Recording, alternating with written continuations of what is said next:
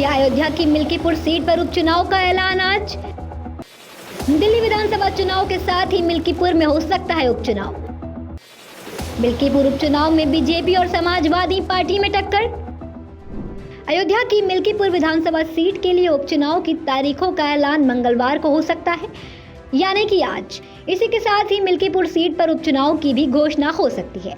आपको बता दें, बाबा गोरखनाथ के जरिए दी गई चुनाव याचिका की वजह से इस सीट पर पिछली बार चुनाव की घोषणा नहीं हो सकी थी, लेकिन अब बीजेपी प्रत्याशी बाबा गोरखनाथ ने याचिका वापस ले ली है। इसके बाद उपचुनाव का रास्ता साफ हो चुका है।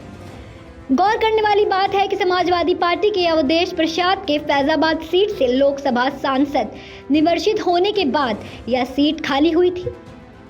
इस सीट पर समाजवादी पार्टी ने अवधेश प्रसाद के बेटे अजीत प्रसाद को प्रत्याशी बनाया हुआ है। अयोध्या की फैजाबाद लोकसभा सीट पर मिली हार के बाद बीजेपी के लिए यह सीट अब प्रतिष्ठा का सवाल बन चुकी है। यही वजह है कि खुद मुख्यमंत्री योगी आदित्यनाथ ने इस सीट की जिम्मेदारी ली है।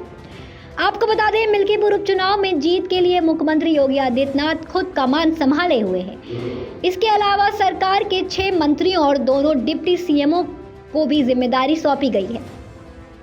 कुंदरकी उपचुनाव में जीत की अहम भूमिका निभाने वाले जेपीएस राठौर, कटहरी उपचुनाव की जिम्मेदारी संभालने वाले स्वतंत्र देव सिंह, मंत्री दयाशंकर सिंह दयालु, प्रभारी मंत्री सूर्य प्रताप शाही, राज्य मंत्री मनकामेश्वर शरण सिंह व सतीश शर्मा की ड्यूटी लगाई गई है। इनकी जिम्मेदारी विधानसभा क्षेत्र में बीजेपी के पक्ष में माहौल बनाना, बूथ स्टार तक कार्यकर्ताओं को एक्टिव करना और जीत सुनिश्चित कराना है। आपको बता दें, बीजेपी और सपा दोनों के लिए मिल्कीपुर सीट पर उपचुनाव नाक की लड़ाई है।